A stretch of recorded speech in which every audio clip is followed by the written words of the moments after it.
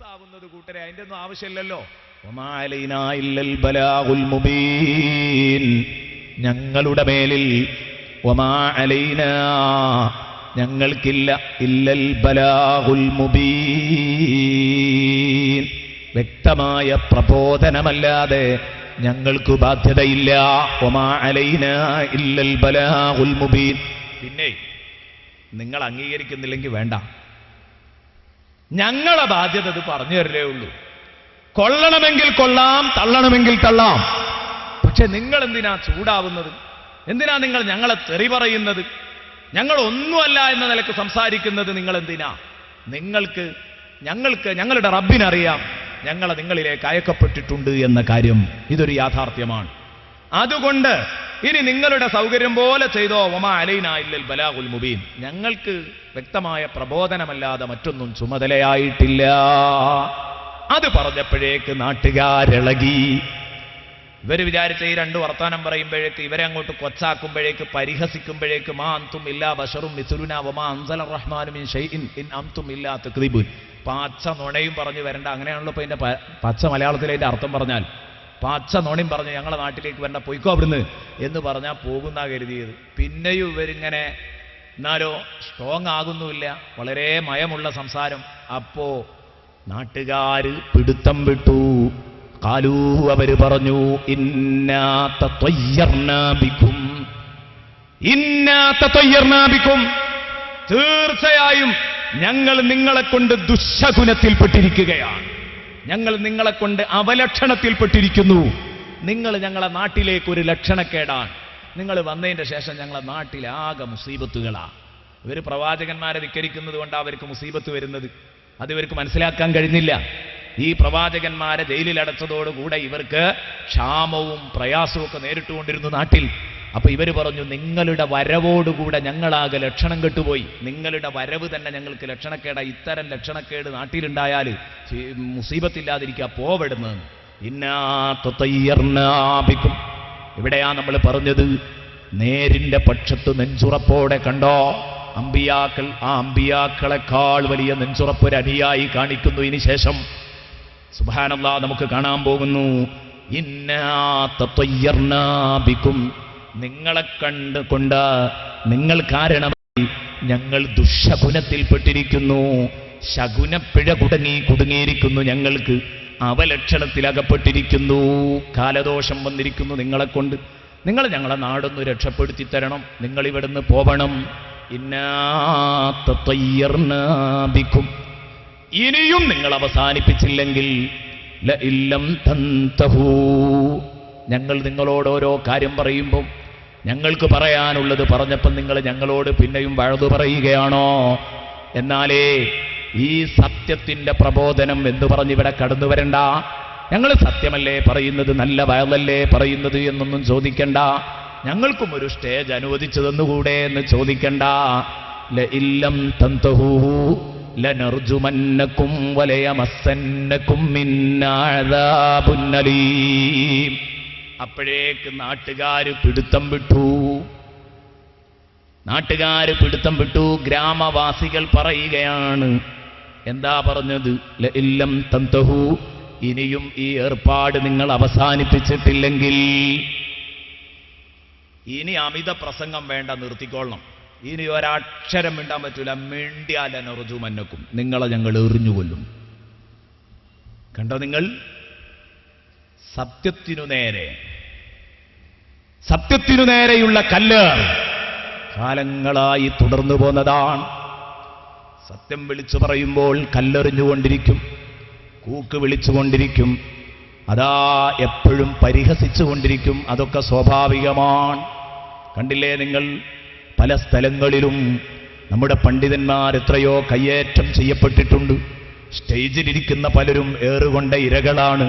ഞാൻ പറയുന്നു, ലഇല്ലം തൻതഹൂ ലനർജുമന്നകും, നിങ്ങൾ ഈ പണി അവസാനിപ്പിച്ചില്ലെങ്കിൽ നിങ്ങളെ ഞങ്ങൾ എറിഞ്ഞുകൊല്ലും. ദീനീ പ്രബോധകർ അന്ന് നെഞ്ചുറപ്പോടെ ഈ കരിങ്കൽ ചീളുകൾ അവരേറ്റുവാങ്ങുകയാണ്.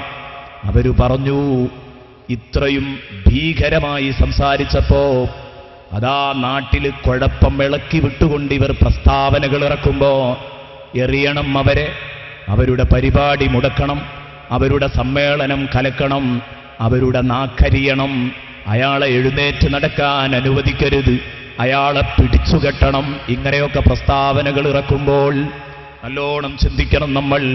സത്യത്തിന്റെ തിരി എവിടെ തിളങ്ങുന്നുണ്ടോ അത് ഊതിക്കെടുക്കാൻ നമ്മളെ കൊണ്ടൊരു വാക്കോ പ്രവൃത്തിയോ അതിനൊരിക്കലും കാരണമാവാൻ പാടില്ല. നമുക്ക് പഠിക്കാനുള്ള പാഠമതാണ്. സത്യത്തിനു നേരെ കല്ലെറിഞ്ഞാൽ വരാനുള്ള ദുരന്തം എന്താണെന്ന് കേൾക്കാൻ പോകുന്നു.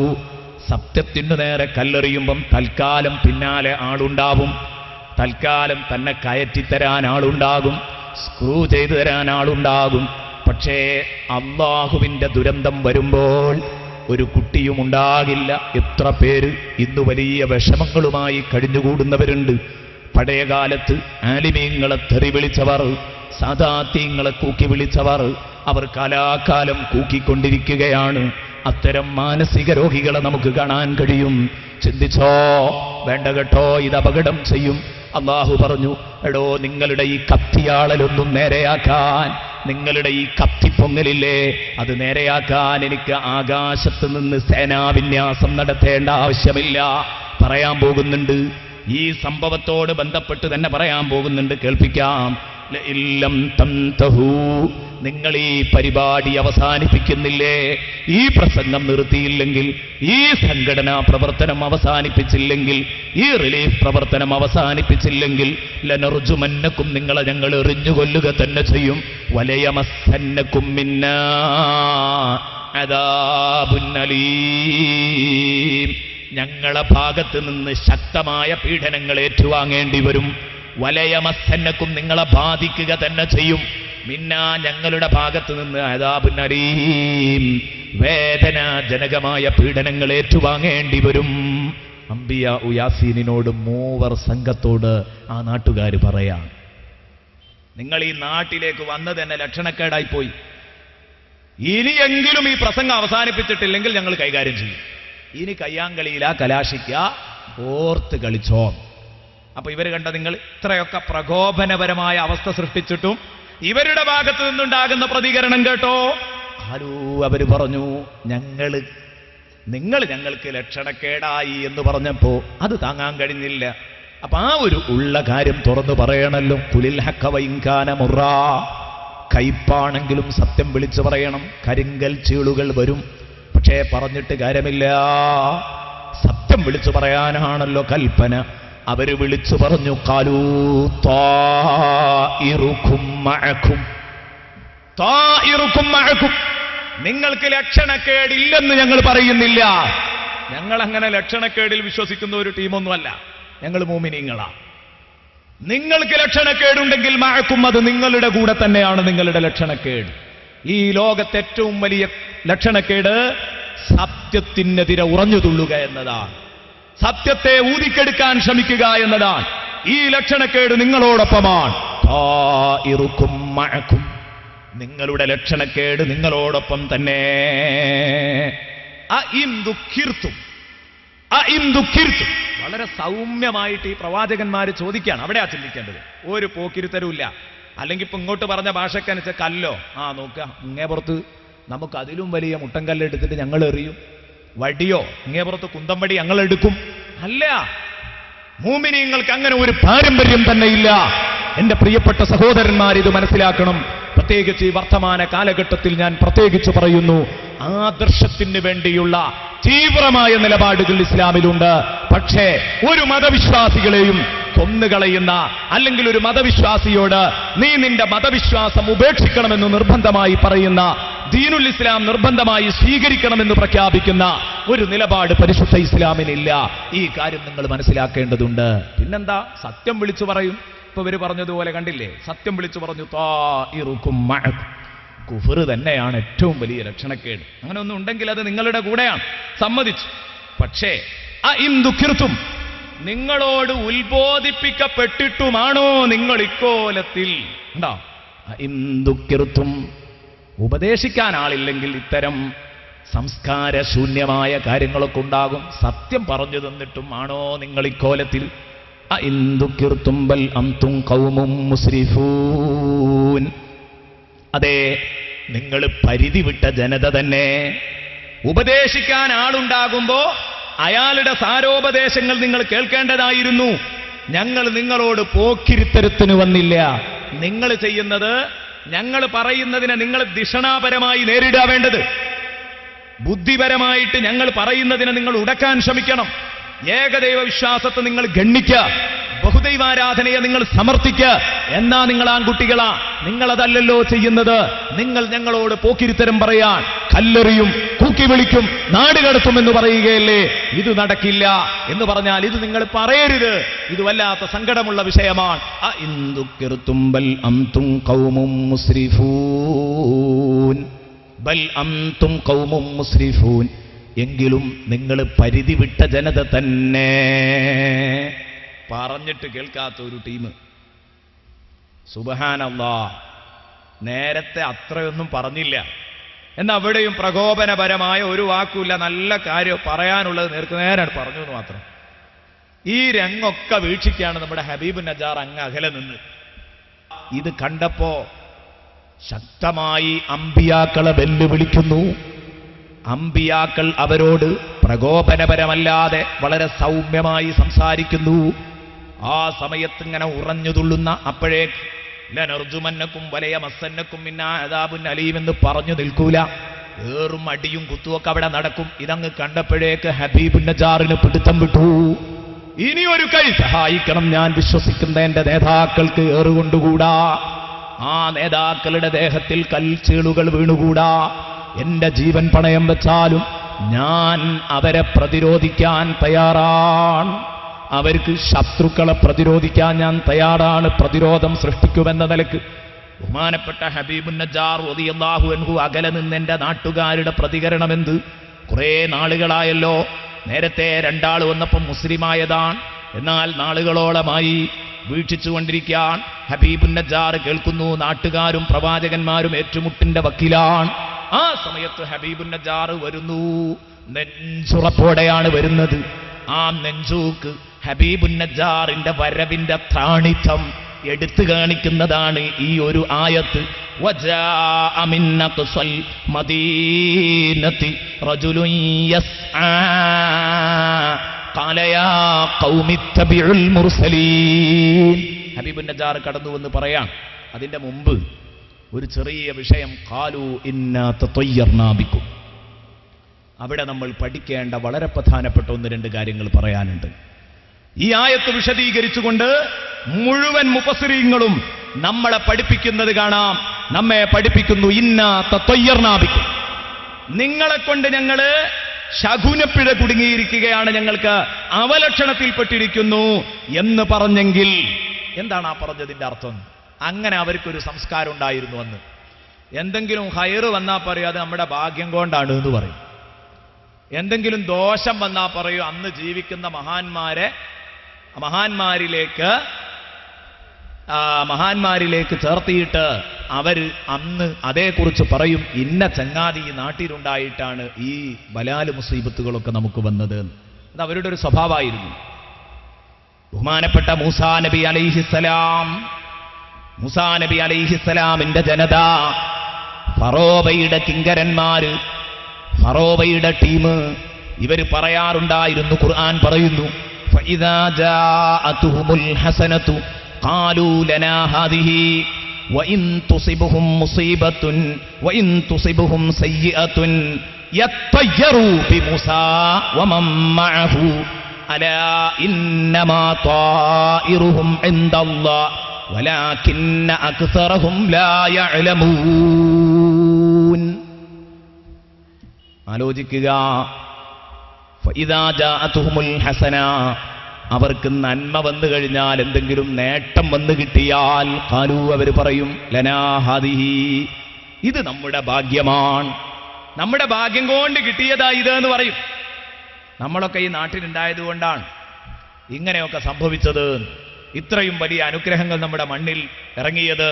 വഇൻ തുസിബുഹും സയ്യിഅത്തുൻ, വല്ല മുസീബത്തും അവർക്ക് വന്നാലോ, വല്ല തിന്മയും അവരെ വേദനിപ്പിക്കുന്ന വല്ല വിഷയവും, ഖാലൂ, ഉടനെ തന്നെ അവർ പറയും, അലം സയ്യിഅത്തുൻ യത്തയ്യറൂ ബിമുസാ വമൻ മഅഹു, അവര് മൂസാ നബിയെ കൊണ്ട് അവർ അവലക്ഷണം പ്രഖ്യാപിക്കും. മൂസയെ കൊണ്ടും വമമ്മഅഹു മൂസയുടെ പാർട്ടിയെ കൊണ്ടും ടീമിനെ കൊണ്ടും ബനൂ ഇസ്രായേലിനെ കൊണ്ടും നമുക്ക് വല്ലാത്ത ശാപം. ആ ലക്ഷണക്കേട് അവിടെ ഈ കാണുന്നത് ഇപ്പൊ അഹയന്മാർ ഇവിടെ ഉണ്ടായിട്ടാണ് എന്ന് അവരിങ്ങനെ പറയും. അലാ, അല്ല പറയുന്നു, അറിയണം, ഇന്നമാ ത്വാഇറുഹും ഇൻദല്ലാഹ്, അവരുടെ ലക്ഷണക്കേട് എന്തുകൊണ്ടാണെന്ന് പടച്ച റബ്ബിന് നന്നായി അറിയാം. എന്താ കാരണം?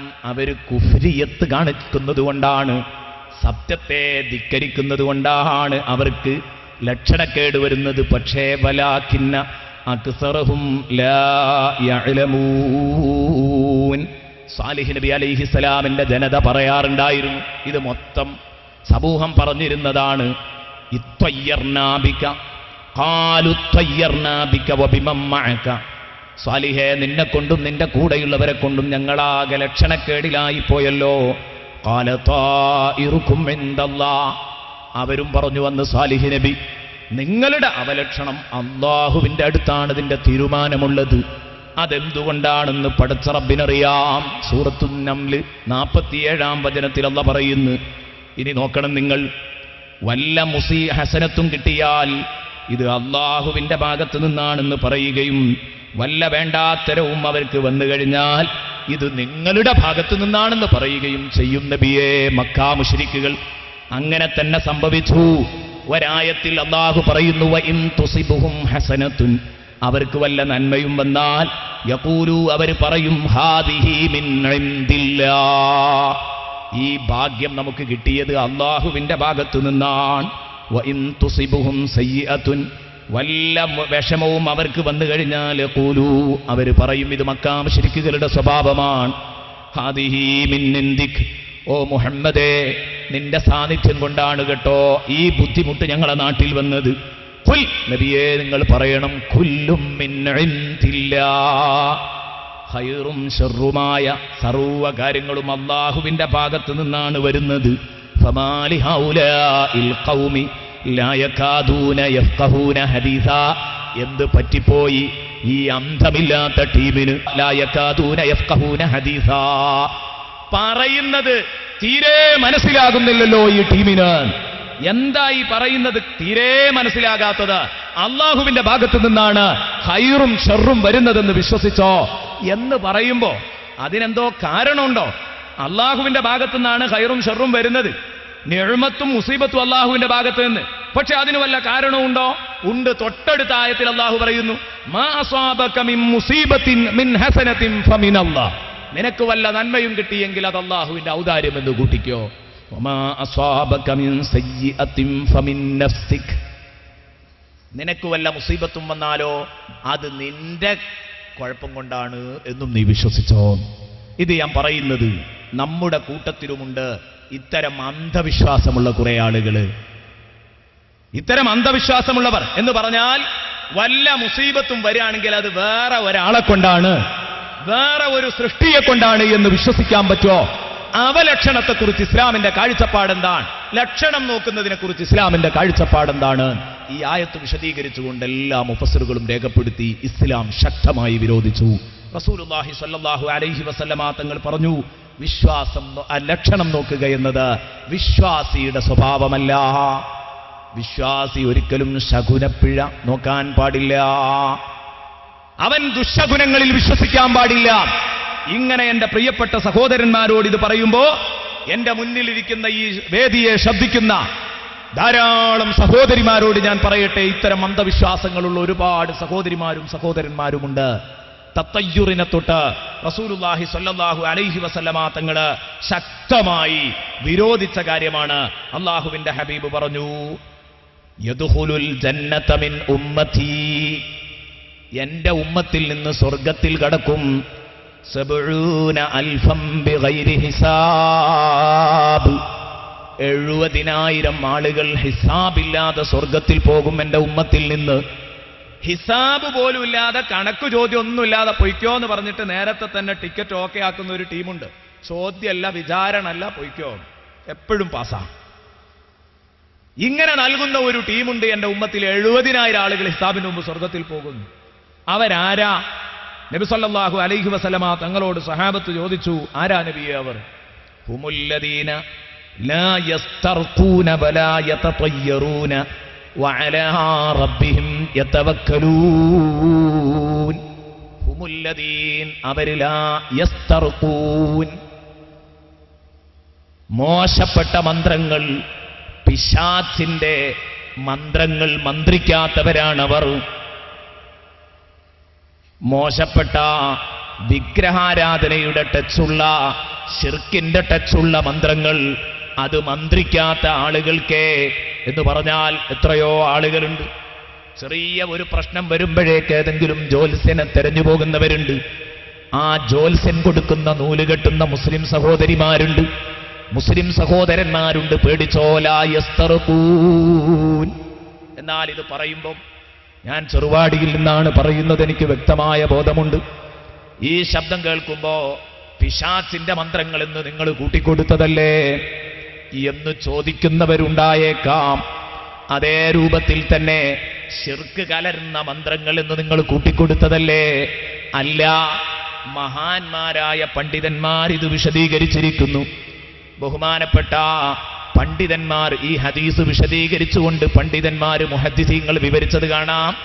ശിർക്ക് കലർന്ന മന്ത്രങ്ങളെക്കുറിച്ചാണ് ഈ പറഞ്ഞത്.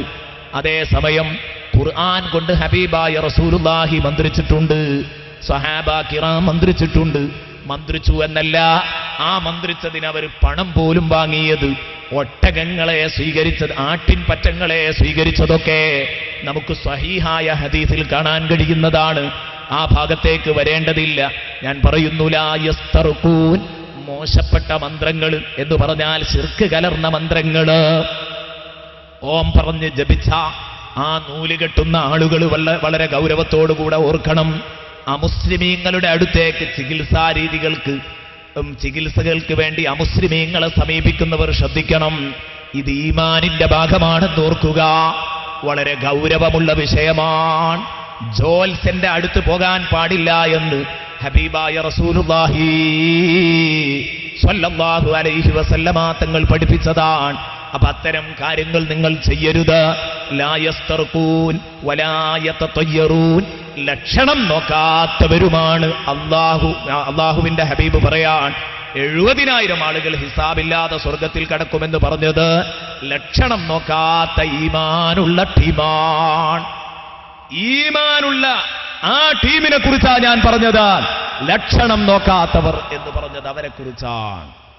വലാ യതതയ്യറൂൻ, ആ ലക്ഷണം നോക്കുക എന്ന് പറഞ്ഞിടത്തും രണ്ടുണ്ട്. അതാ ഞാൻ പറഞ്ഞത്, ഇതുണ്ട് എന്നുള്ള കാര്യം ഉറപ്പാണല്ലോ. അപ്പൊ ലാ യസ്തർഖൂൻ എന്നുള്ളിടത്തും രണ്ടും വെച്ചു കൊടുത്തെന്ന് വിചാരിച്ചൊരു കുഴപ്പമില്ല. കാരണം ഹബീബായ റസൂലുള്ളാഹി സ്വല്ലല്ലാഹി അലൈഹി വസല്ലം തങ്ങൾ ശുഭലക്ഷണം നോക്കാറുണ്ടായിരുന്നു, അവലക്ഷണേ നോക്കാത്തതുള്ളൂ. ഹബീബായ നബിതങ്ങൾ ശുഭലക്ഷണം നോക്കാറുണ്ടായിരുന്നു. വകാന സ്വല്ലല്ലാഹു അലൈഹി വസല്ലം യുഹിബ്ബു തഫാഉല, നബിതങ്ങൾക്ക് ശുഭലക്ഷണം നോക്കുന്നത് വലിയ ഇഷ്ടമായിരുന്നു. നല്ല ലക്ഷണങ്ങൾ പറയാം. അതേസമയം വയക്റഹു തതയ്യുറ, അവലക്ഷണത്തെ റസൂലുള്ള വെറുത്തിരുന്നു. ദുഷ്ടഗുണം കാണുന്നതാ കുഴപ്പം, ദുഷ്ടഗുണം കാണുന്നതാ കുഴപ്പം. നല്ല ഭാഗ്യം എനിക്ക് ആ വിഷയത്തിൽ തെളിയുമെന്നെന്തോ ഒരു വിഷയം കണ്ടാൽ ഊഹിക്കുന്നതിന് തെറ്റൊന്നുമില്ല. എന്തേ അത് അനുവദനീയാണ്, ഇത് പാടില്ല എന്ന് പറയാൻ കാരണം ഒന്ന് നബിക്ക് ഇഷ്ടം, ഒന്ന് നബിക്ക് വെറുപ്പ് ആവാൻ കാരണം രണ്ടിന്റെ ഇടയിലുള്ള അന്തരം എന്താ?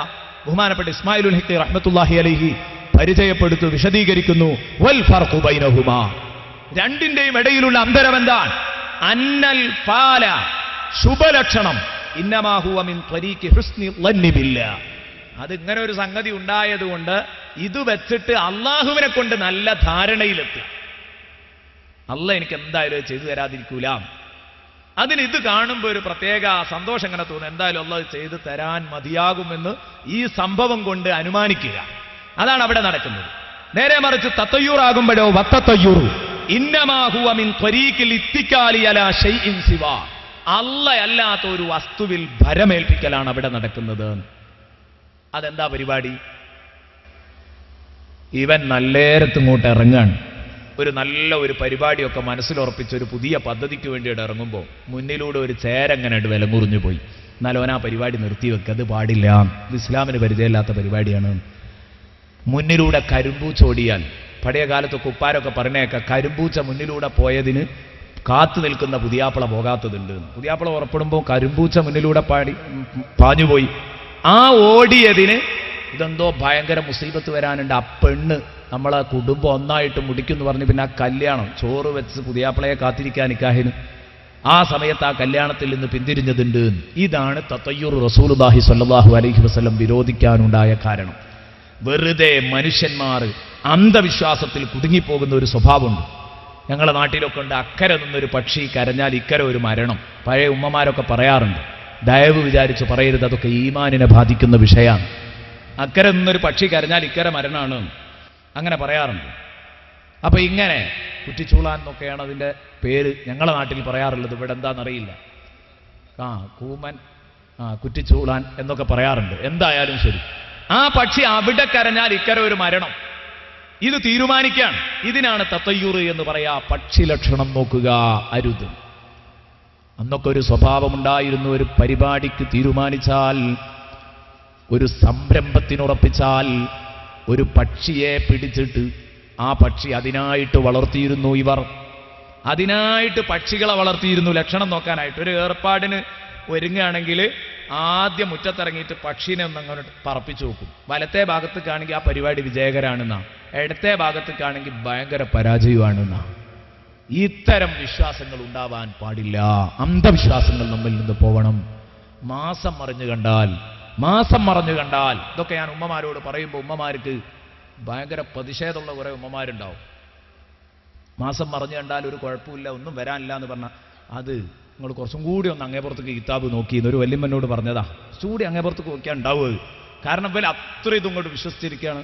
പണ്ട് ഞാൻ ഇപ്പോഴും ആലോചിക്കുന്ന ബഹുമാനപ്പെട്ട ഇസ്മായിൽ ഉസ്താദിനോട് ഒരു സമയത്ത് മാസം മറിഞ്ഞു കണ്ടാലുള്ള അപകടം എന്താണെന്ന് ചോദിച്ചു. ഉസ്താദ് ഒറ്റയടിക്ക് അതിൻ്റെ മറുപടി കൊടുത്തു, മറഞ്ഞോടം കാണൂല.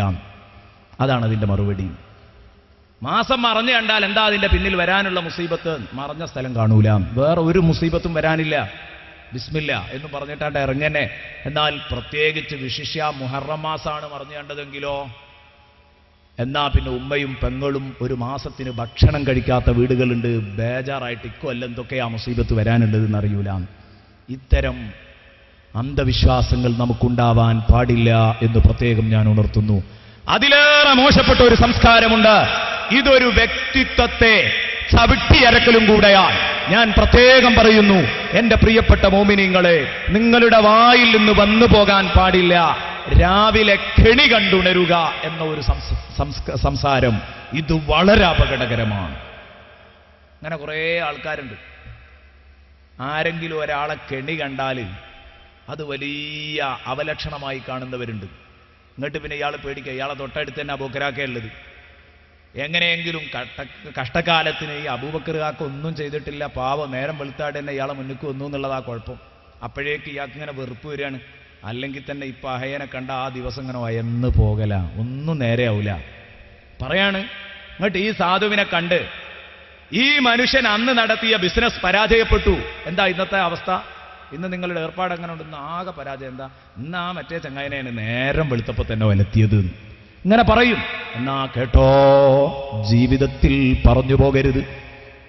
അബൂബക്കറിനെയാണ് ഇന്ന് ഞാൻ കെണി കണ്ടതെന്ന് പറയുന്നവൻ, അതുപോലെ തന്നെ മുഹമ്മദിനെയാണ് ഞാൻ കെണി കണ്ടതെന്ന് പറയുന്നവൻ, നല്ലോണം ഓർത്തോ, നിങ്ങളുടെ അയൽവാസിയെ ഈ രൂപത്തിൽ നിങ്ങൾ വ്യക്തിഹത്യ നടത്തുന്നത് മാത്രമല്ല, ആ മനുഷ്യനോട് ചോദിക്കാണ്, ഉപ്പാ, നിങ്ങളെ കച്ചവടം ഇന്ന് മോശമാണെന്നത് ശരിയാണ്, നിങ്ങളെ ജോലി ഇന്നാകെ കൃത്യനിർവഹണം നടത്താൻ കഴിയാതെ പരാജയപ്പെട്ടു എന്നത് ശരിയാണ്, ഇന്ന് നിങ്ങൾ സുബഹി നിസ്കരിച്ചിരുന്നോ കാക്ക എന്ന് ചോദിച്ചാൽ അപ്പൊ പറയുന്നതില്ല എന്ന മറുപടിയാണ്.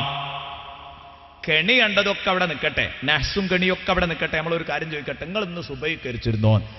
അപ്പൊ ഇയാൾ പറയാണ്, ഇല്ല സുബഹി കരിച്ചിട്ടില്ല, തലേമാൻ തീയാണ്ടേ. എന്നാൽ ഏറ്റവും വലിയ നഹ്സ് ഒരു വിശ്വാസിക്ക് സുബഹി കരിക്കാതിരിക്കല. അതിലും വല്ല ലക്ഷണക്കേട് ഒരു വിശ്വാസിക്കൊന്നുമില്ല. നബി സല്ലല്ലാഹു അലൈഹി വസല്ലമ തങ്ങൾ പറഞ്ഞതല്ലേ, മൻ സ്വല്ല സുബ്ഹ ഫഹുവ ഫീ ദിമ്മത്തില്ലാ.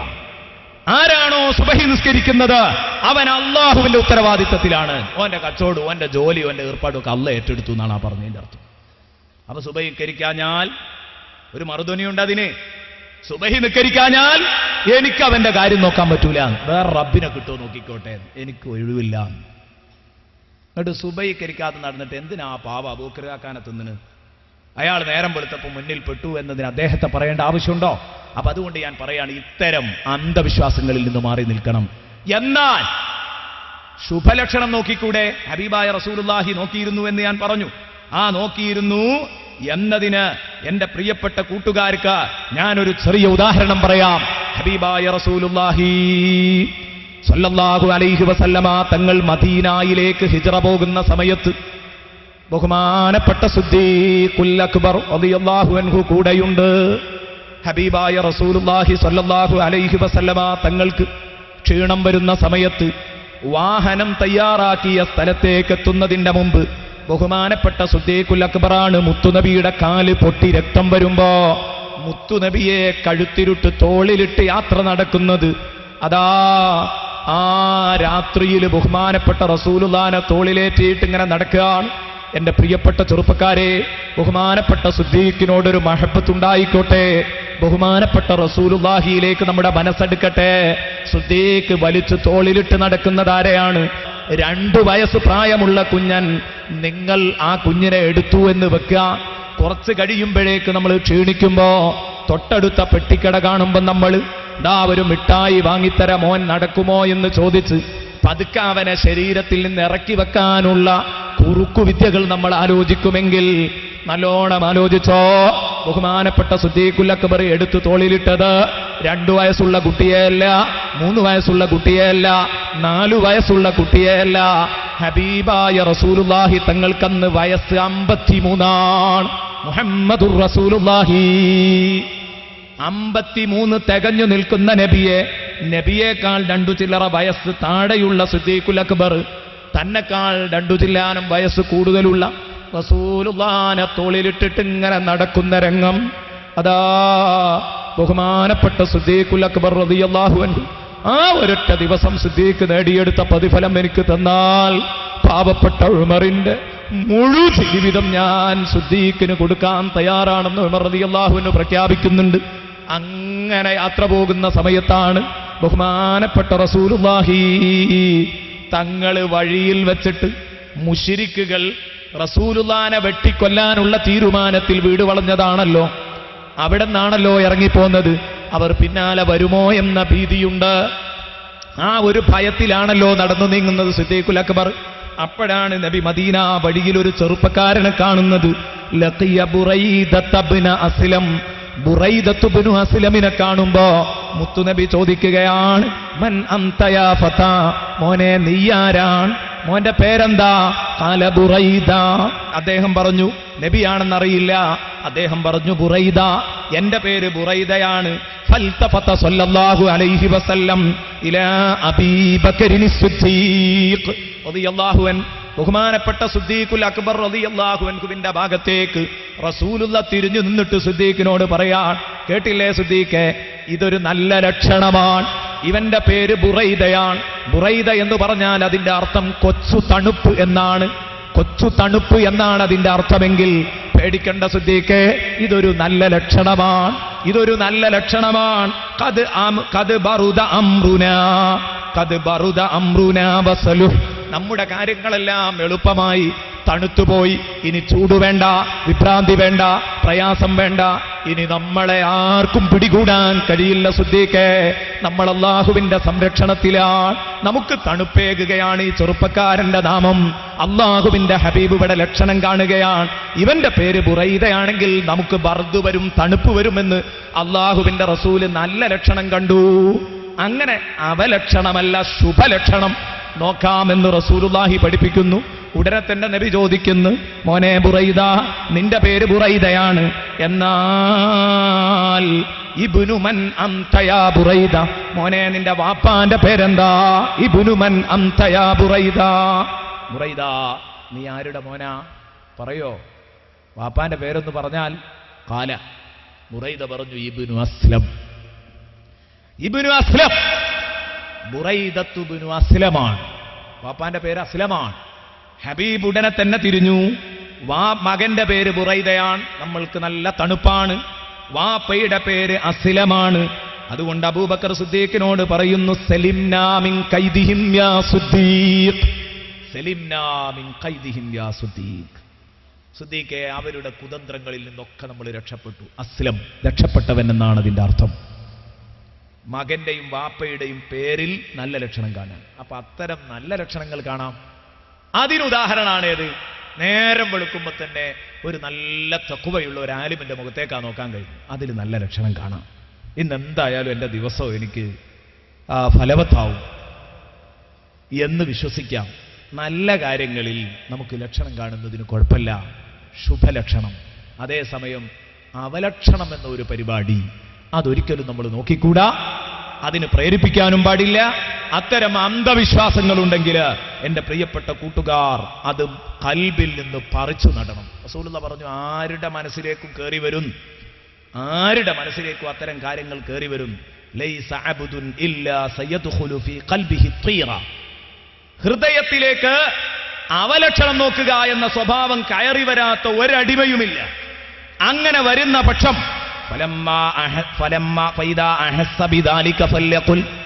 അങ്ങനെ ഒരു അവലക്ഷണം എപ്പോഴെങ്കിലും അവന് തോന്നിയാൽ ഫല്യഖുൽ, അവൻ പറയണം. ചിലതിലൊക്കെ ലക്ഷണക്കേട് തോന്നിയേക്കാം. പുതിയാപ്പിള ഇറങ്ങാൻ വേണ്ടി ഇങ്ങനെ നിൽക്കുന്ന സമയത്താണ് കയ്യിലുണ്ടായിരുന്ന ഗ്ലാസ് ഉടഞ്ഞങ്ങ് വീഴുന്നത്, അല്ലെങ്കിൽ മുഖത്ത് വെച്ചിരുന്ന ഗ്ലാസ് കണ്ണട നിലത്ത് വീണ് പൊട്ടുന്നത്. അപ്പൊ അതൊരു അവലക്ഷണമാണോ, ഒരു ദുർലക്ഷണമാണോ ഇത് എന്ന് തോന്നിയേക്കാം. അങ്ങനെ തോന്നുന്നുണ്ടെങ്കിൽ അതിൽ വിശ്വസിക്കരുത്. എന്തു പറയണം? അന അബ്ദുല്ലാ, ഞാൻ അള്ളാന്റെ അടിമയാണ്. അന അബ്ദുല്ലാ, ഞാൻ അള്ളാഹുവിന്റെ അടിമയാണ്. മാഷാ അല്ലാഹു കാൻ, അള്ള എന്ത് തീരുമാനിച്ചിട്ടുണ്ടോ അത് നടക്കും. അതിപ്പോ ഞാൻ വേണ്ടാന്ന് വെച്ചുകൊണ്ട് നടക്കാതിരിക്കൂല. ലാ ഹൗല വലാ ഖുവത ഇല്ലാ ബില്ലാ ലാ യഅതി ബിൽ ഹസനാതി ഇല്ലല്ലാഹ് വലാ യദ്ഫഉ സയ്യിആതി ഇല്ലല്ലാഹ് അഷ്ഹദു അന്നല്ലാഹ അലാ കുല്ലി ഷൈഇൻ ഖദീർ എന്ന് പറയണം. നന്മ കൊണ്ടുവരുന്നവൻ അല്ലാഹു മാത്രമാണ്, തിന്മ എന്നെ തൊട്ട് തടയുന്നവനും അല്ലാഹു മാത്രമാണ്. അഷ്ഹദു അന്നല്ലാഹ അലാ കുല്ലി ഷൈഇൻ ഖദീർ, അല്ലാഹുവിനെല്ലാം കഴിയുമെന്ന് ഞാൻ ഉറച്ചു വിശ്വസിക്കുകയാണ് എന്ന് പറഞ്ഞ് സുമ്മ യംളി ബിവജ്ഹി, അവൻ മുന്നോട്ട് നടന്നു പോകണം. ആ യാത്ര അവൻ റദ്ദ് ചെയ്യാൻ പാടില്ല എന്ന് ഹബീബായ മുഹമ്മദുർ റസൂലുള്ളാഹി സ്വല്ലല്ലാഹു അലൈഹി വസല്ലമ തങ്ങൾ പഠിപ്പിച്ചത് കാണാം.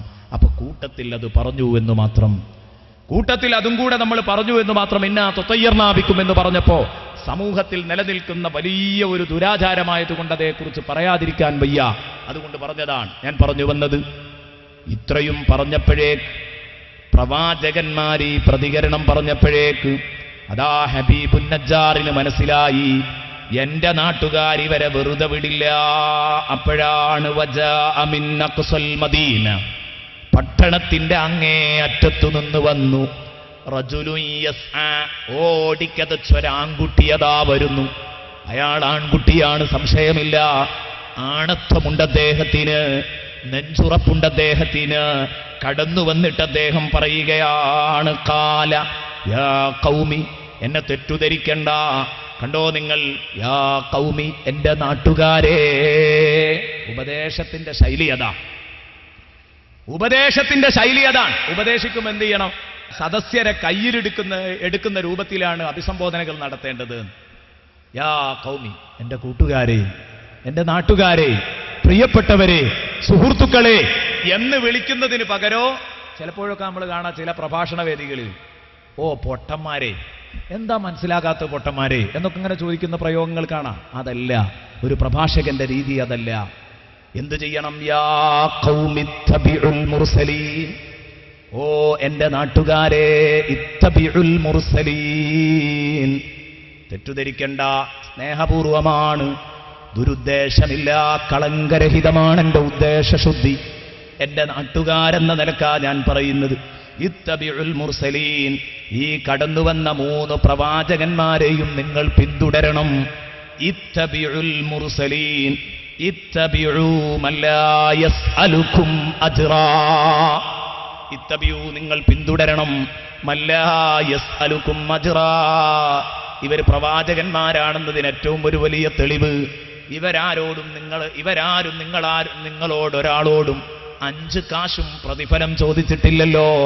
ദുനിയാവുണ്ടാക്കാൻ വേണ്ടിയല്ലല്ലോ ഇവർ പ്രബോധനം നടത്തുന്നത്, അള്ളാഹുവിന് വേണ്ടിയാണ് പ്രബോധനം നടത്തുന്നതെന്നതിന്റെ തെളിവതല്ലേ.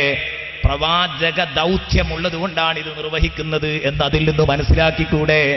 ഈ പറയുന്ന സാരോപദേശത്തിന് പ്രതിഫലം വേണം, അത് ഉണ്ടാക്കണം എന്ന ലക്ഷ്യമാണെങ്കിൽ ഇവരെ തെറ്റിദ്ധരിക്കാമായിരുന്നു. നമ്മളോട് ആരോടും 5 കാശ് പ്രതിഫലം ചോദിച്ചിട്ടില്ല, അതുകൊണ്ട് തെറ്റിദ്ധരിക്കാൻ വകുപ്പില്ല. മല്ലാ യസ്അലുകും അജ്റാ വഹും മുഹ്തദൂൻ. ഇവരുടെ ജീവിത രീതിയോ വളരെ നേരെ ചൊവ്വയാണ്. വഹും മുഹ്തദൂൻ, ഇവർ മാർഗദർശനം ലഭിച്ചവരാണ്. ഒരു വളവോ ചെരിവോ ഇവരുടെ ജീവിതത്തിലില്ല, സംശയിക്കാൻ പറ്റുന്ന കാരണങ്ങളുമില്ല. ഈ സ്ഥിതിക്ക് മുർസലുകൾ തന്നെ. അതുകൊണ്ട് നിങ്ങൾ ഇവരെ പിന്തുടരൂ എന്ന് പറഞ്ഞിട്ട് പിന്നെ മുർസലുകൾക്ക് പറയാനുള്ളത് ഇയാൾ പറയാ. ഇയാൾ വിശ്വാസിയാണ് എന്ന് നാട്ടുകാർ അതുവരെ അറിയൂലട്ടോ, ഇപ്പോഴാ അറിയുന്നത്.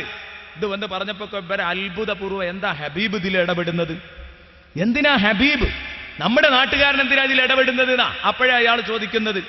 ഇവര് ഇദ്ദേഹത്തോട് ചോദിച്ചു, ഇവിടെ കുറെ സംഗതികൾ പൂരിപ്പിക്കാനുണ്ട്. ഇതാ ഞാൻ പറഞ്ഞ ആവശ്യമുള്ള ചില പൂരിപ്പിക്കലുകൾ ചരിത്രങ്ങൾ നടത്തിയിട്ടുണ്ട്. അപ്പൊ എന്തായാലും ഇവര് ഹബീബ് നജാറിന് നേരെയാ പിന്നെ തിരിയാ. അത് ശരി, ഈയാണ് ഇവർക്ക് വളം വെച്ചു കൊടുത്തതില്ലേ? നാട്ടിൽ ഇവർക്ക് ഇരിക്കാൻ ഇടം കൊടുത്തത് നീയാണല്ലേ, നിന്റെ തണലിലാണല്ലേ ഇവരിവിടെ പ്രവർത്തിച്ചത്, വിടൂല. അങ്ങനെ തന്നെയല്ലേ ആരും ഉണ്ടാകുക നാട്ടില്. അവർക്ക് അവസരം ഒരുക്കി കൊടുത്തത് ആരാ? ഓല പിന്നാലെ നമ്മൾ ഉണ്ടാകുക, വന്നോലെയൊക്കെ വിടും. പിന്നെ അപ്പൊ ഈ അവസരം ഒരുക്കി കൊടുത്തവരുടെ പിന്നാലെ ഉണ്ടാകുക. ഹബീബ് നജാറിന്റെ കൂടെ അങ്ങോട്ട് തിരിഞ്ഞപ്പോ അവിടെയാണ് ഞാൻ പറഞ്ഞത്, നേരിന്റെ പക്ഷത്ത് നെഞ്ചുറപ്പ് പ്രകടിപ്പിക്കുന്നു മഹാനവറുകള്. എന്താപ്പോ ഈ സംഭവം? ഒരൊറ്റ കുട്ടി ഒരു നാട്ടിനോട് മുഴുവൻ മല്ലിടുകയാണ്. നാട്ടിലെ മുഴുവൻ ചെറുപ്പക്കാരോടും വലിയവരോടും മല്ലിടുന്നു. അതാ മലയോട് കല്ലെറിയുന്നു എന്ന് പറയുന്നത് പോലെയുള്ള പരിപാടിയാണ്. മലക്ക് കല്ലെറിയുകയാണ്. ഇയാൾ ചോദിച്ചു,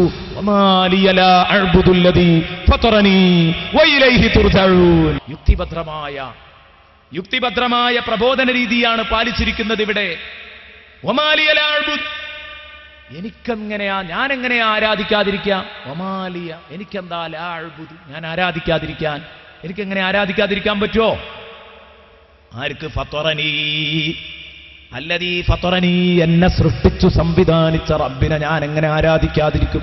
നിങ്ങൾ എന്താ ഈ പറയുന്നത്? വഇലൈഹി തുർജഊൻ, എനിക്ക് മാത്രല്ല നിങ്ങൾക്കൊക്കെ മരിക്കണമല്ലോ.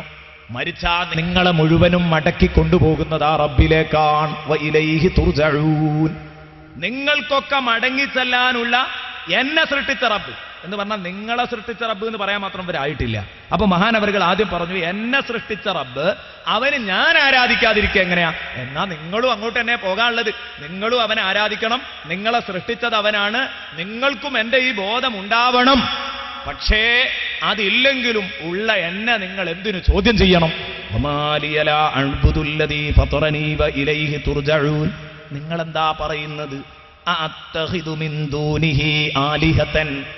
ആ റബ്ബിനെ ഒഴിവാക്കിയിട്ട് ആ റബ്ബിനെ കൂടാതെ ഞാൻ വേറെ കുറെ ഇലാഹുകളെ സ്ഥാപിക്കണമെന്നാണോ നിങ്ങൾ പറയുന്നത്? അങ്ങനെ വരുമ്പം ഈ യുരിദിനി റഹ്മാൻ, എന്റെ റഹ്മാനായ റബ്ബ്, റഹ്മാനായ എന്റെ റബ്ബ് എനിക്ക് എന്തെങ്കിലും വിഷമം എത്തിക്കണമെന്ന് തീരുമാനിച്ചാൽ, എന്നെ രോഗിയാക്കണമെന്ന് തീരുമാനിച്ചാൽ, എന്നെ കടത്തിൽ കൊടുക്കണമെന്ന് തീരുമാനിച്ചാൽ, എനിക്ക് മറ്റെന്തെങ്കിലും പ്രയാസങ്ങൾ തരണമെന്ന് തീരുമാനിച്ചാൽ, ലാ തുഗ്നി അന്നീ ശഫാഅത്തുഹും, ഈ പറയുന്ന ബഹുദൈവങ്ങളുടെ, നിങ്ങൾ ആരാധിച്ചു കൊണ്ടിരിക്കുന്ന ബഹുദൈവങ്ങളുടെ ഒന്നും റെക്കമെൻഡ് എനിക്ക് ഫലിക്കൂല. ഷൈആ, ഒരൽപ്പം പോലും ഫലിക്കൂല. ഇവരുടെ റെക്കമെൻഡുകൾക്കൊന്നും ചെയ്യാൻ കഴിയില്ല. കല്ലിനും മുട്ടിക്കുണ്ടോ മിണ്ടാൻ കഴിയുന്നു? ഇതിനുണ്ടോ എന്നെ സഹായിക്കാൻ കഴിയുന്ന?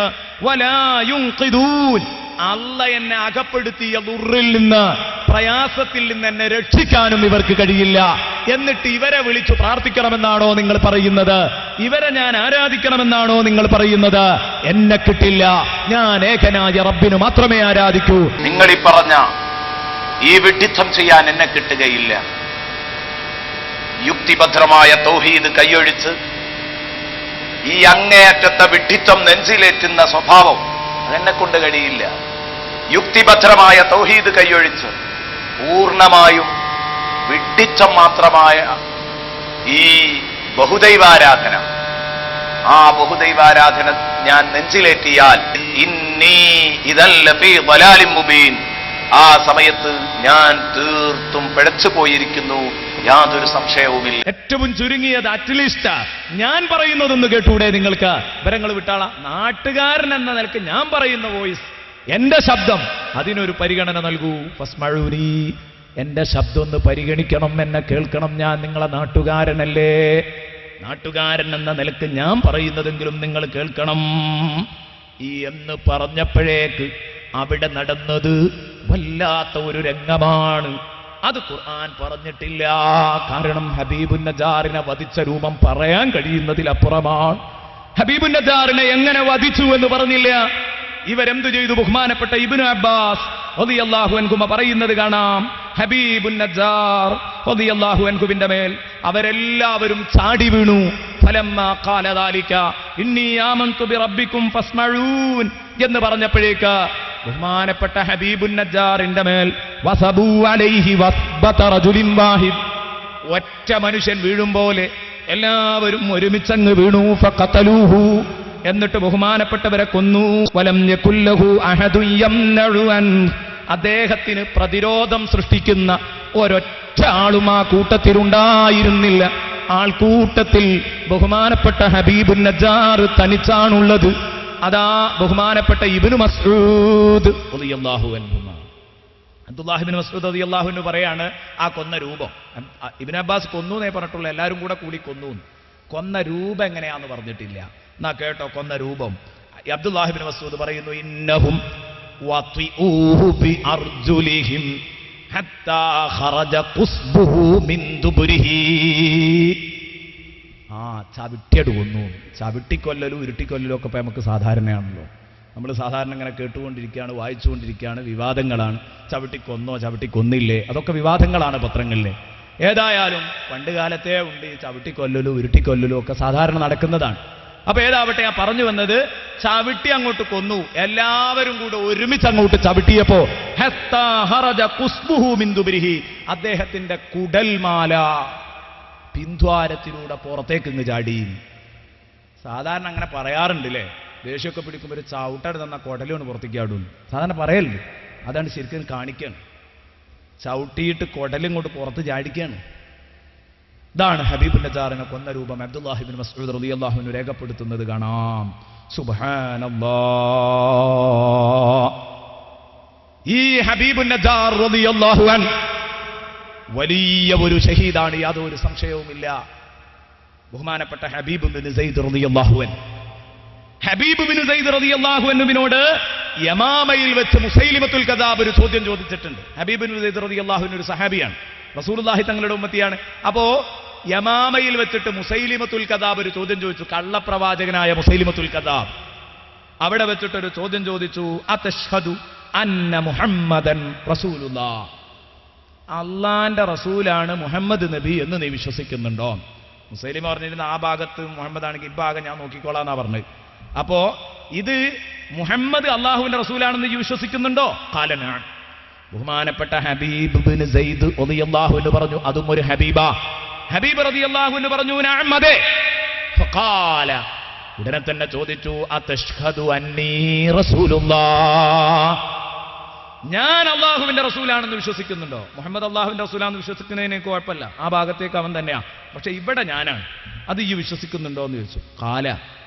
അപ്പൊ ഹബീബ് റളിയല്ലാഹു അൻഹു പറഞ്ഞ മറുപടി, ലാ അസ്മഉ ലാ അസ്മഉ. എന്തേ പറഞ്ഞു? കേൾക്കണില്ലല്ലോ പറഞ്ഞു. എന്തേ പറഞ്ഞു ചോദിച്ചു. കേൾക്കാത്തത് കൊണ്ടാണ്. ഒന്നും പ്രതികരിച്ചില്ല, ഉണ്ട് ഇല്ല എന്നൊന്നും പറഞ്ഞില്ല. എന്തേ പറഞ്ഞത് ചോദിച്ചു. ഞങ്ങൾ പറഞ്ഞെന്താ കേൾക്കുന്നില്ല. അപ്പൊ മുസൈലിമക്ക് അങ്ങ് ചൂട് കയറി. മുസൈലിമ ചോദിച്ചു, അതസ്മഉ ദാക് വലാ തസ്മഉ ഹാദാ. ആഹാ, അത് കേൾക്കണുണ്ട്, ഇത് കേൾക്കണില്ലല്ലേ. നേരത്തെ പറഞ്ഞ ഈ കേട്ടല്ലോ, അതശ്ഹദു അന്ന മുഹമ്മദ് റസൂലുള്ളാഹ് എന്ന് പറഞ്ഞപ്പോ ഞാൻ എന്ന് പറഞ്ഞു, അതേന്ന് പറഞ്ഞു. അതശ്ഹദു അന്നീ റസൂലുള്ളാഹ്, ഞാൻ അള്ളാഹുവിന്റെ റസൂലാണോ എന്ന് ചോദിച്ചപ്പോ അത് കേൾക്കണില്ല. എന്തേ പറഞ്ഞതെന്നാ ചോദിക്കുന്നത്. അപ്പൊ അത് നീ കേൾക്കുന്നു, ഇത് നീ കേൾക്കുന്നില്ല അല്ലേ? അതസ്മഉ ദാക വലാ തസ്മഉ ഹാദാ ഫയഖൂലു നഅം. അപ്പൊ മഹാനവറുകൾ പറയുന്നു, അതെ അതെ, അത് കേൾക്കുന്നുണ്ട്, ഇത് കേൾക്കുന്നില്ല. ഫജഅല യുഖത്തിഉഹു ഉദുവൻ ഉദുവാ. അങ്ങനെ മഹാനവറുകളെ അതാ പച്ചയിൽ ഇങ്ങ് പിടിച്ചിട്ട് മുസൈലിമത്തുൽ കദ്ദാബ് ഓരോ അവയവങ്ങളും പാർട്ടായിട്ട് ഇങ്ങനെ മുറിച്ചെടുക്കുകയാണ്. കയ്യിന്റെ വിരലുകൾ ഇങ്ങനെ മുറിക്കുന്നു, കൈപ്പത്തി വെട്ടിയെടുക്കുന്നു, കയ്യ്, കാല്, കണ്ണ്, മൂക്ക് ഓരോന്നും ചെത്തിയെടുക്കുന്നു. അപ്പോഴൊക്കെ ചോദിക്കുന്നു അത്ഷ്ഹദു അന്നീ റസൂലുള്ളാഹ് എന്ന് ചോദിക്കുമ്പം കുല്ലമാ സഅലഹു ലം യസിദുഹു അലാ ദാലിക്. ഈ മറുപടിയിൽ അധികം ഒന്നും വന്നില്ല. ലാസ്റ്റ് മഴ എനിക്ക് കേട്ടൂടാ. കയ്യും കാലും ഒക്കെ അങ്ങ് ചെത്തിക്കളഞ്ഞിട്ട് ആ ഉടലിനോട് ചോദിക്കാൻ, ഞാൻ അള്ളാന്റെ റസൂലാണെന്ന് നിനക്ക് വിശ്വാസമുണ്ടോ? എന്ത് നീ പറയുന്നത് ഞാൻ കേൾക്കുന്നില്ല. അപ്പോഴും പറയുന്ന മറുപടി അതാണ്. സുബ്ഹാനല്ലാഹ്. ഈ വിവരണം അങ്ങനെ ഹത്താ മാത ഫീ യദൈഹി മുസൈലിമത്തുൽ കദ്ദാബിന്റെ കയ്യിൽ വെച്ച് ബഹുമാനപ്പെട്ട ഹബീബ് ഇബ്നു സൈദ് റളിയല്ലാഹു അൻഹു മരിക്കുന്നു, ഷഹീദാവുന്നു. ബഹുമാനപ്പെട്ട കഅബ് റളിയല്ലാഹു അൻഹുവിനോട് ഈ കഥ ഒരാൾ വന്ന് അവതരിപ്പിച്ചു. ഹബീബ് ഇബ്നു സൈദിന്റെ മരണത്തെക്കുറിച്ച്, ഷഹാദത്തിനെ കുറിച്ച് അവതരിപ്പിച്ച സമയത്ത് കഅബ് റളിയല്ലാഹു അൻഹുവിനോട് പറഞ്ഞു അദ്ദേഹത്തിന്റെ പേര് ഹബീബായിരുന്നു എന്ന് പറഞ്ഞപ്പം കഅബ് റളിയല്ലാഹു അൻഹു പറഞ്ഞു, വകാന വല്ലാഹി സാഹിബു യാസീൻ ഇസ്മുഹു ഹബീബ്. അല്ലാഹുവാണ് സത്യം, സാഹിബു യാസീനിന്റെ പേരും ഹബീബ് തന്നെയായിരുന്നു. യാസീൻ സൂറയിൽ പ്രതിപാദിക്കപ്പെട്ട ആ നെഞ്ചുറപ്പുള്ള ആൺകുട്ടിയുടെ പേരും ഹബീബായിരുന്നു. പേരിൽ രണ്ടാളും യോജിപ്പുണ്ടല്ലോ. ഇതുകൊണ്ടാണ് ഞാൻ പറഞ്ഞത് പേര് ഹബീബുൻ നജ്ജാർ ആണെന്നതിൽ തർക്കമില്ല. പേര് ഹബീബുൻ നജ്ജാർ ആണെന്നതിൽ തർക്കമില്ല. പക്ഷേ ഈ ഹബീബുൻ നജ്ജാർ റളിയല്ലാഹു അൻഹു കൊല ചെയ്യപ്പെട്ടതോടുകൂടെ, ഷഹീദായതോടുകൂടെ അല്ലാഹു റബ്ബുൽ ഇസ്സത്ത് ഹബീബുൻ നജ്ജാറിനെ സ്വർഗത്തിലെത്തിച്ചു. അതാണ് ഇനി അടുത്ത സംഗതി നമുക്ക് പറയാനുള്ളത്. അതുപോലെ തന്നെ ഗ്രാമം, ആ ഗ്രാമങ്ങളുടെ പേര് ഇതെല്ലാം പ്രതിപാദിക്കേണ്ടതാണ്. ഇൻഷാ അല്ലാഹ് ഇന്ന് സമയം കിട്ടിയില്ലെങ്കിൽ നാളത്തേക്കത് കൂട്ടിയിട്ട് ഇൻഷാ അല്ലാഹ് നമ്മൾ പ്രഭാഷണം, നാളത്തെ പരിപാടി തുടരും. നാളെ വളരെ ശ്രദ്ധേയമായൊരു വിഷയമാണ് തിരുനബിയെ നിന്ദിക്കുന്നതിൻ്റെ പരിണിതി എന്ത് എന്നാണ് നാളെ നമുക്ക് അവതരിപ്പിക്കാനുള്ളത്. ഹബീബുൻ നജ്ജാറിൻ്റെ സംഗതി കഴിഞ്ഞിട്ടില്ല. വളരെ അതിൻ്റെ എന്ന് പറഞ്ഞാൽ ഹബീബുൻ നജ്ജാർ റളിയല്ലാഹു അൻഹു വഫാത്തായിട്ട് ഇനി ഖബറിൽ നിന്ന് ഹബീബുൻ നജ്ജാർ പ്രത്യാശിക്കുന്ന പ്രത്യാശയെക്കുറിച്ചാണ് പറയുന്നത്. നാളെ അതിൻ്റെ ബാക്കി ഭാഗം നമ്മൾ പറയും. ഹബീബുൻ നജ്ജാർ റളിയല്ലാഹു അൻഹു ധീരമായി ഷഹീദായപ്പോൾ ഹബീബുൻ നജ്ജാറിനോട് അല്ലാഹ് പറയാണ്. ആ ഒരൊറ്റ ആയത്തിന്റെ അർത്ഥവും കൂടെ പറയുന്നു. ഖീല, ബഹുമാനപ്പെട്ടവരോട് പറയപ്പെട്ടു, ഉദ്ഖുലിൽ ജന്ന, നിങ്ങൾ സ്വർഗത്തിലേക്ക് കടന്നോ എന്ന് പറയപ്പെട്ടു.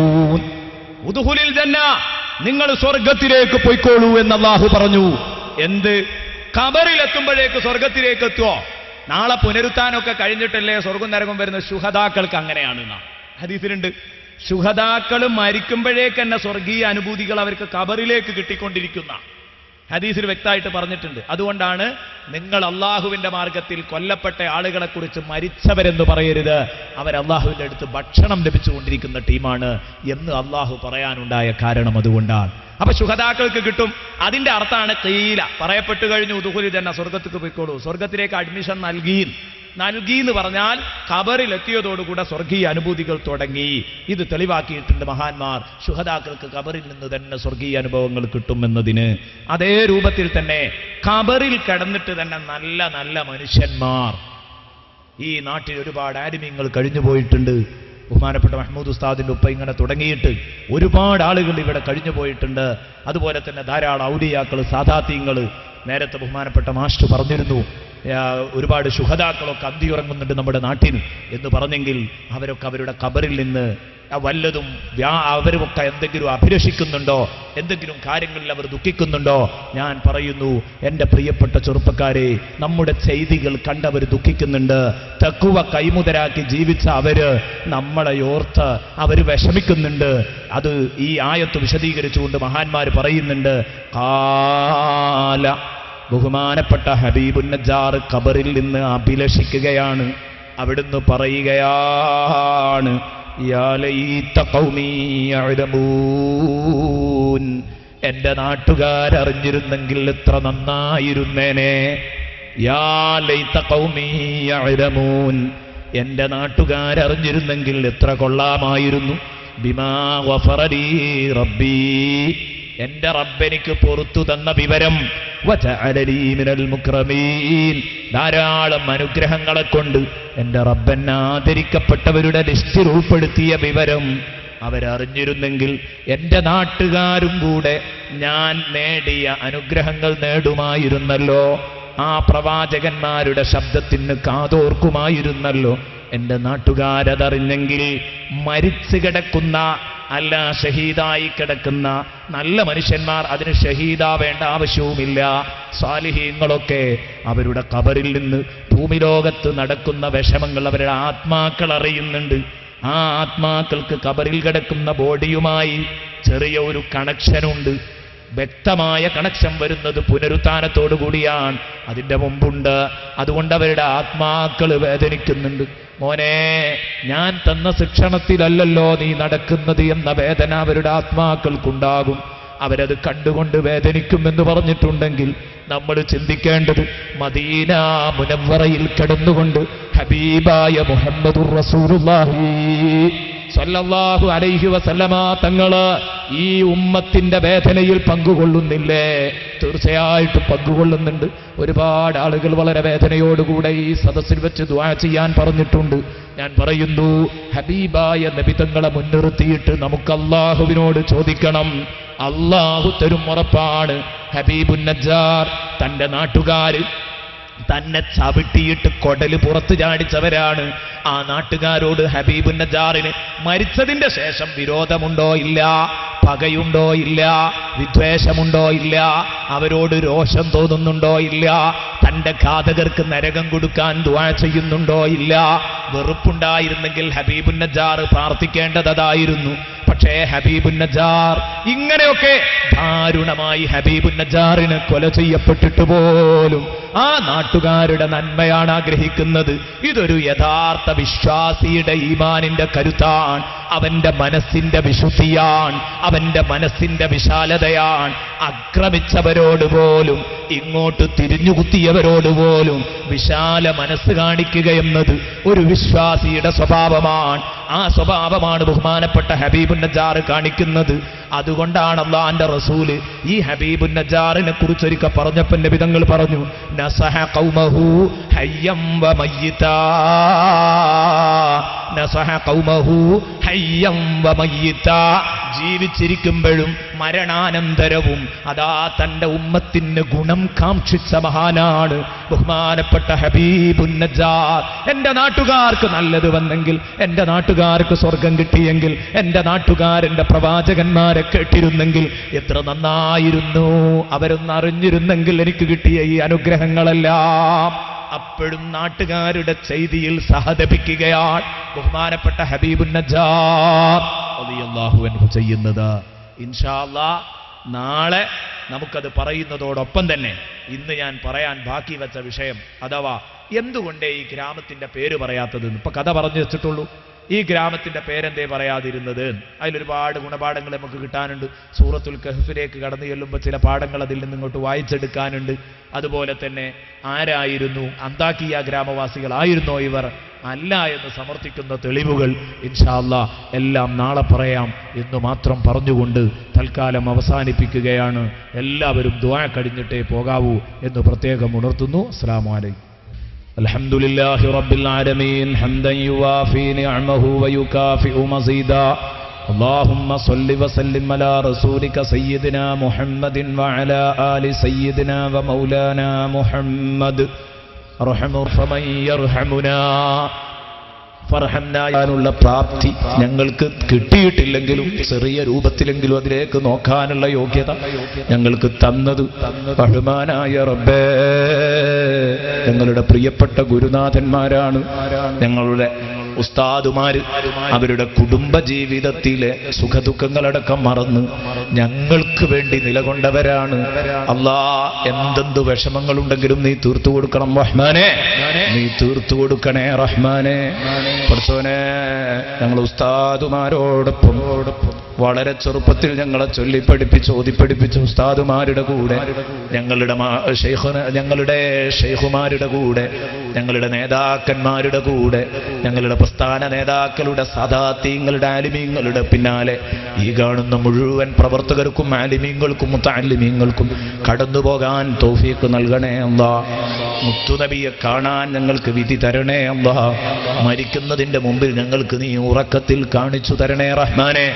സ്വപ്നത്തിലെങ്കിലും ഞങ്ങൾക്കതൊന്നു കാണിക്കണേ അല്ലാ, ഞങ്ങൾക്കതൊന്നു കാണിക്കണേ അല്ലാ.